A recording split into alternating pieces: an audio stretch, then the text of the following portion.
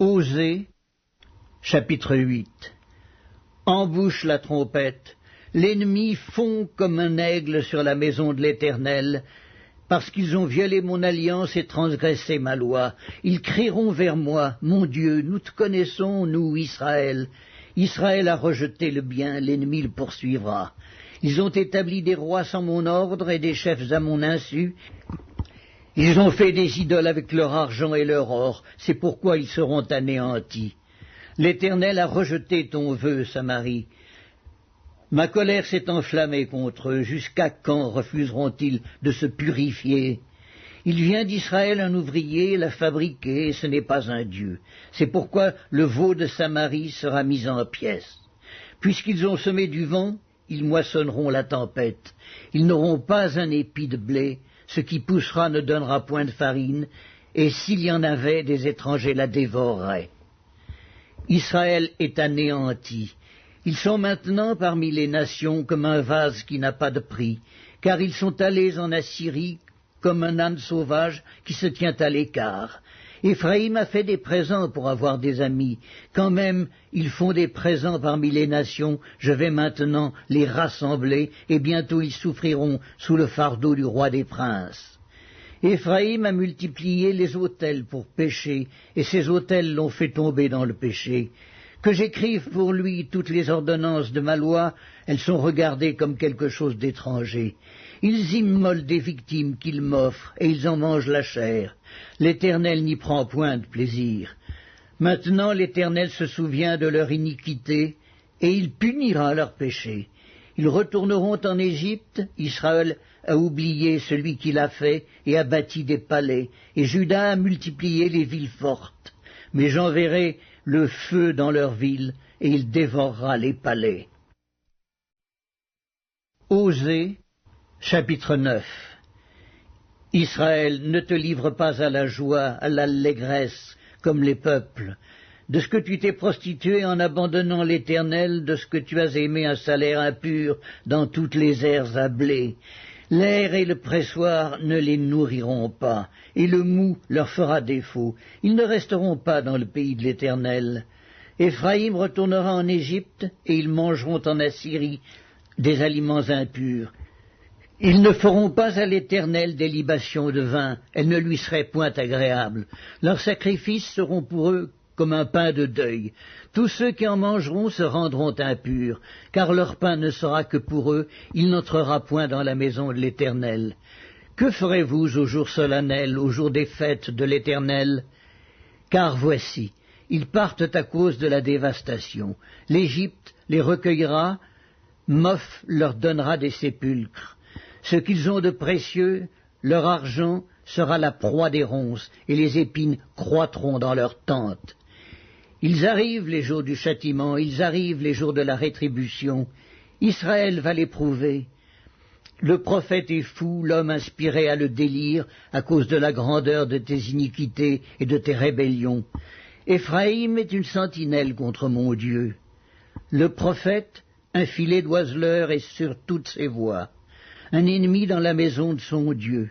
Ils sont plongés dans la corruption, comme au jour de Gibéa. L'Éternel se souviendra de leur iniquité, il punira leurs péchés. J'ai trouvé Israël comme des raisins dans le désert. J'ai vu vos pères comme les premiers fruits d'un figuier. Mais ils sont allés vers Baal-Péor, ils se sont consacrés à l'infâme idole, et ils sont devenus abominables comme l'objet de leur amour.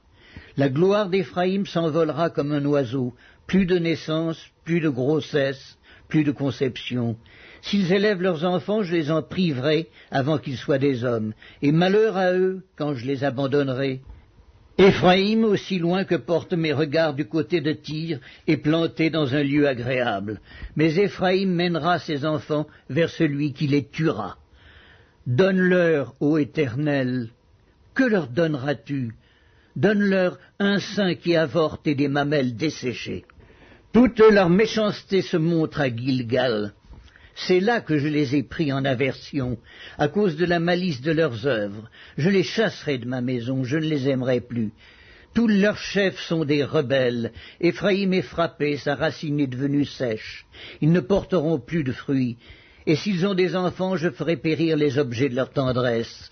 Mon Dieu les rejettera parce qu'ils ne m'ont pas écouté, et ils seront errants parmi les nations. Osée, chapitre 10. Israël était une vigne féconde qui rendait beaucoup de fruits. Plus ses fruits étaient abondants, plus il a multiplié les autels. Plus son pays était prospère, plus il embellit les statues. Leur cœur est partagé, ils vont en porter la peine. L'Éternel renversera leurs autels, détruira leurs statues, et bientôt ils diront « Nous n'avons point de roi, car nous n'avons pas craint l'Éternel. Et le roi, que pourrait-il faire pour nous ?» Il prononce des paroles vaines, des serments faux lorsqu'il conclut une alliance. Aussi le châtiment germera comme une plante vénéneuse dans les sillons des champs. Les habitants de Samarie seront consternés au sujet des veaux de Beth-Aven. Le peuple mènera deuil sur l'idole, et ses prêtres trembleront pour elle, pour sa gloire, qui va disparaître du milieu d'eux. Elle sera transportée en Assyrie pour servir de présent au roi Jareb. La confusion saisira Éphraïm, et Israël aura honte de ses desseins. C'en est fait de Samarie, de son roi, comme de l'écume à la surface des eaux. Les hauts lieux de Beth-Aven où Israël a péché seront détruits. L'épine et la ronce croîtront sur leurs autels. Ils diront aux montagnes, « Couvrez-nous » et aux collines, « Tombez sur nous ». Depuis les jours de Gibéa, tu as péché, Israël. Là, ils restèrent debout. La guerre contre les méchants ne les atteignit pas à Gibéa. Je les châtierai à mon gré, et des peuples s'assembleront contre eux, quand on les enchaînera pour leur double iniquité. Éphraïm est une génisse dressée qui aime à fouler le grain, mais je m'approcherai de son beau cou. J'attellerai Éphraïm, Juda labourera, Jacob hercera. Semez selon la justice, moissonnez selon la miséricorde, défrichez-vous un champ nouveau. Il est temps de chercher l'Éternel jusqu'à ce qu'il vienne et répande pour vous la justice. Vous avez cultivé le mal, moissonné l'iniquité, mangé le fruit du mensonge, car tu as eu confiance dans ta voix, dans le nombre de tes vaillants hommes. Il s'élèvera un tumulte parmi ton peuple, et toutes tes forteresses seront détruites, comme fut détruite Chalman Beth Arbel au jour de la guerre, où la mère fut écrasée avec les enfants. Voilà ce que vous attirera Bethel à cause de votre extrême méchanceté. Vienne l'aurore et c'en est fait du roi d'Israël. Osée, chapitre 11. Quand Israël était jeune, je l'aimais, et j'appelais mon fils hors d'Égypte. Mais ils se sont éloignés de ceux qui les appelaient.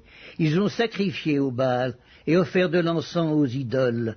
C'est moi qui guidais les pas d'Éphraïm, le soutenant par ses bras.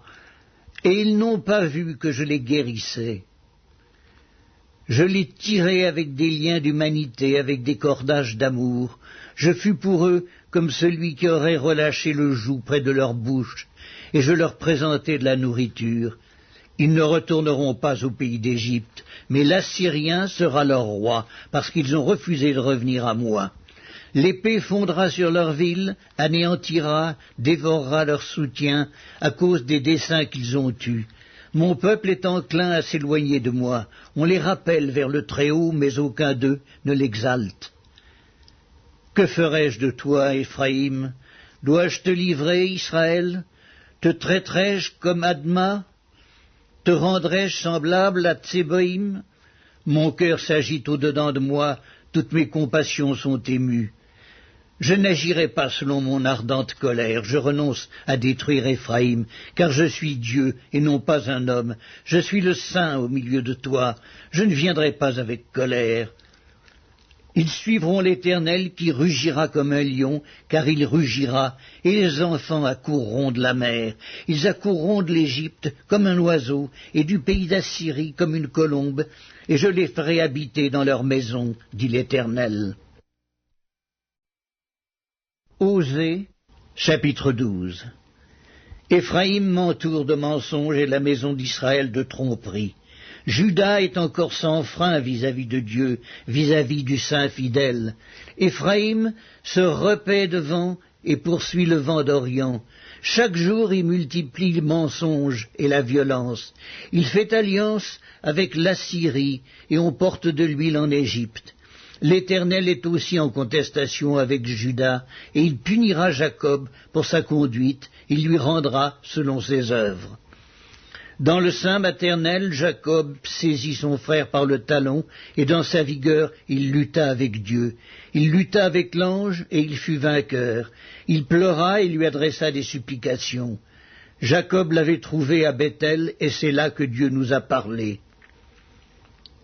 L'Éternel est le Dieu des armées, son nom est l'Éternel, et toi reviens à ton Dieu, garde la piété et la justice, et espère toujours en ton Dieu. Éphraïm est un marchand qui a dans sa main des balances fausses, il aime à tromper, et Éphraïm dit, à la vérité, je me suis enrichi, j'ai acquis de la fortune, mais c'est entièrement le produit de mon travail. On ne trouvera chez moi aucune iniquité, rien qui soit un crime.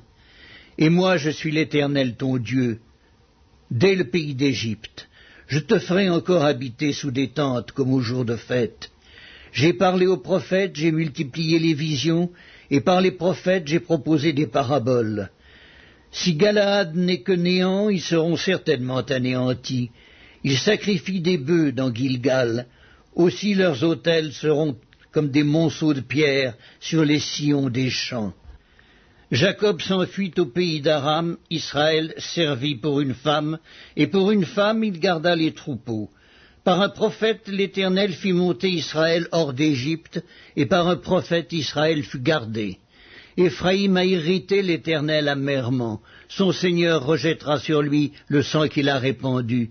Il fera retomber sur lui la honte qui lui appartient. Osée, chapitre 13. Lorsqu'Éphraïm parlait, c'était une terreur. Il s'élevait en Israël, mais il s'est rendu coupable par Baal et il est mort. Maintenant il continue à pécher. Ils se font avec leur argent des images en fonte, des idoles de leur invention. Toutes sont l'œuvre des artisans. On dit à leur sujet que ceux qui sacrifient baisent les veaux. C'est pourquoi ils seront comme la nuée du matin, comme la rosée qui bientôt se dissipe, comme la balle emportée par le vent hors de l'air, comme la fumée qui sort d'une fenêtre. Et moi, je suis l'Éternel, ton Dieu, dès le pays d'Égypte. Tu ne connais d'autre Dieu que moi, et il n'y a de sauveur que moi.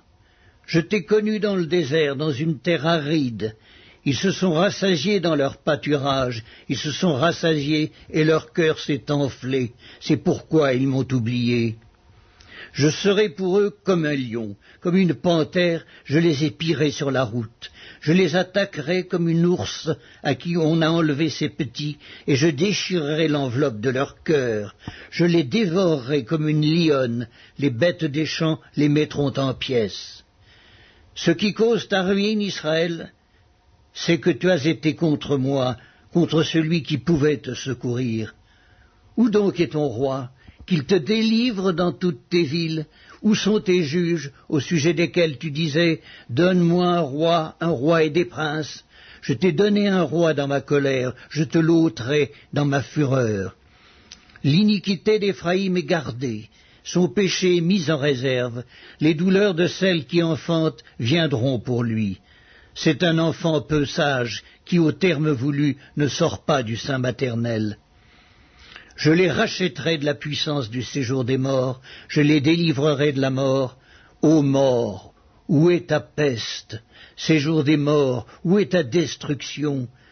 Mais le repentir se dérobe à mes regards.